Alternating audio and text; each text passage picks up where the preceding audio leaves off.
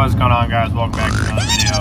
It is currently a Friday right now, and we are 10 minutes away from Lake Erie Speedway for round 1 and 2 of the Great Lakes Pro-Am. They're doing a doubleheader weekend, round 1 Friday with the FD Orlando layout, and round 2 Saturday with the FD New Jersey layout. Just gonna make this quick intro and then just throw it in the footage because I'm gonna put my head down all weekend, lock in, and just throw in what we get. So hope you guys enjoy. Wish us luck, and we'll see you in the next one.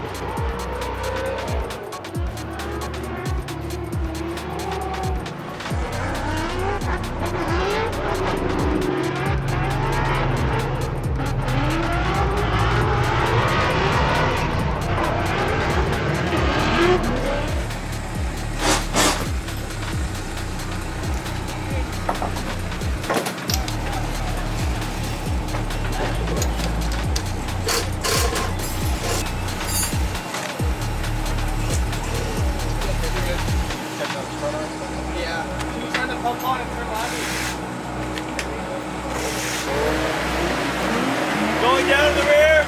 Go ahead. Thank you.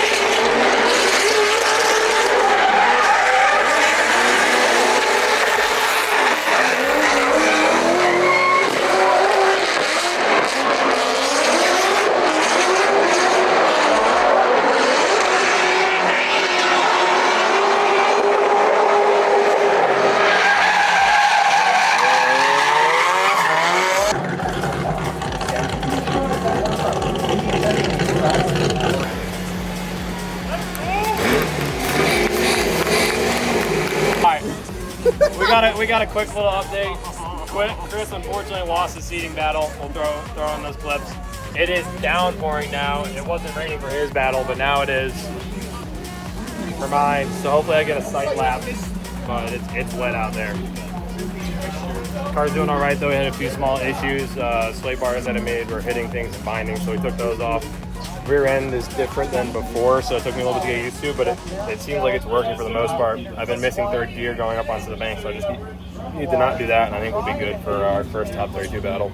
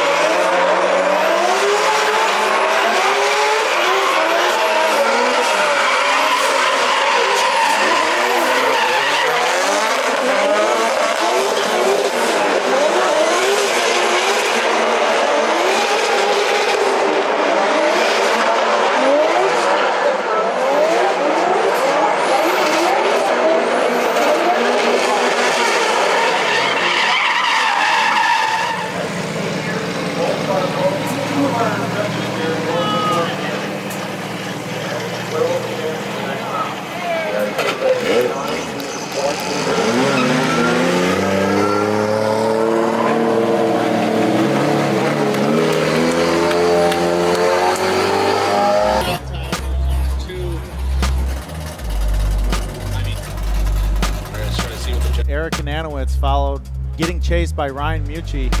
Eric has been throwing down in practice, just standing on the gas pedal of that Mustang. Missed shifts, try to initiate and get it up towards outer zone 1. He was doing way deeper initiations in outer zone 1 in practice. A little wide of clip 1, transitions into the pro racing clip 2, left foot braking, losing car parts, trying to get both tires into that outer zone 2, feathering the throttle, carrying that momentum through outer zone 2, standing on it at the end of his run.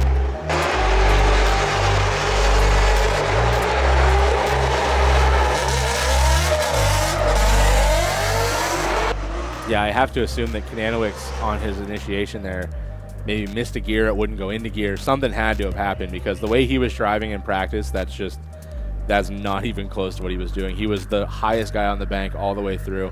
And you can see here again, kind of that straight line, but he was trying to do a weight transfer, but the car just didn't have the forward momentum to actually throw the weight of the car into that turn. And it looks like they're going to be pushing him here off the line, maybe give Eric a chance to maybe look at that car. And getting confirmation from the guys up here, Mucci actually debeated the tire, so that is why he is currently pulling off the track. And that will mark the end then for Mucci. He's not allowed to rebeat that tire, so that will be it. You can hear Kananowicz again struggling to get that car to go into gear. I hope he gets that sorted out because as a chase driver, that would be very scary coming into that first turn to not know whether the guy in front of you is going to be able to be fully committed or whether his car will allow him to be fully committed to that initiation.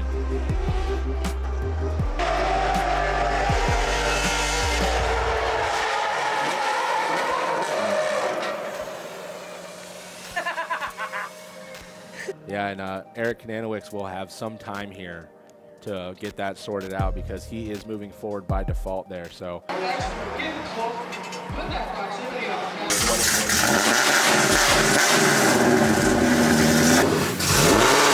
can see it there up on screen in the graphic. On the angle is going to be moving forward.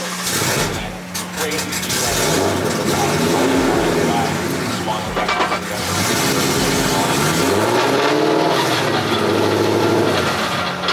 I think we found the issue.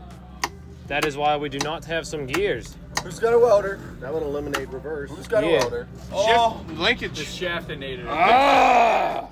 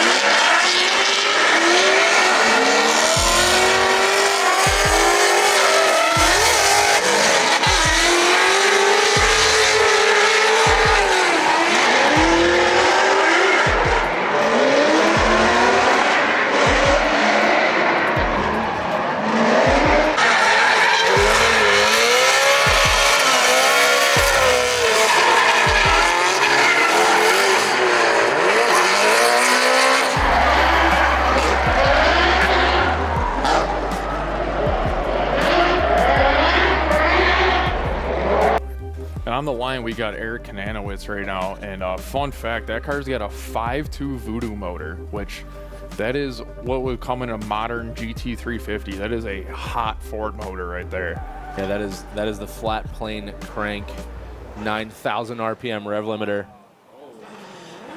I know Eric's been fighting transmission issues, so it looks like it jumped out of gear there, and he got it back in, and it's cruising along.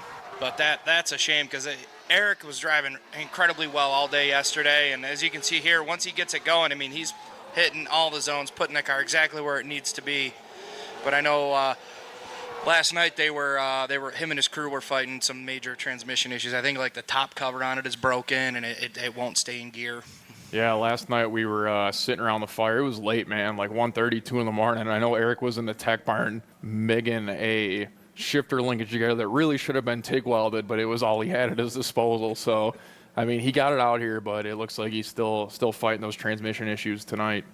Yeah, and got to take a better look at that car as they were coming through the tech barn, and man, it is so well put together. I took note while we were doing tech that every single nut and bolt on that car has a torque figure written next to it and paint marker on it, which is the most responsible thing I've ever seen in a drift tech session in my life. That is insane to me, because I don't even torque my lug nuts on my car. I just let the Milwaukee M18 eat, baby. All right, we can see Dirk now up front. It looks like Eric probably still struggling a little bit with that trans, not able to get off the line. But he's making up ground now, maybe a little bit too much, going through the back of that zone there, and has to collect it and pull it back in as he's trying to get back to the door of Blake's 240. I mean, man, the Turbo LS under the hood of that thing has seen some life, and he's just not nice to that car. As you can see, smoke rolling out of the back of it all the way around, unfazed by what was going on there from turn 1 to turn 2.